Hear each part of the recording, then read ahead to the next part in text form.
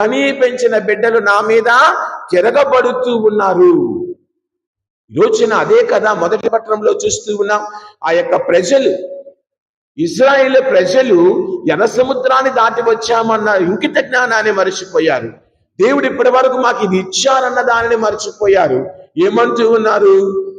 ఈ అన్నం ఏంటి, ఈ కూర ఏంటి, ఈ పెరుగేంటి. చర్చిలో కూడా ఇప్పుడు అన్నాలు పెట్టామనుకోండి, మేము ఇంట్లో తినలేమా, ఎనగాంగ అన్నం పెట్టాడులే, ఏమన్నాం, ఏం కూర, రుచి లేదు పచి లేదు,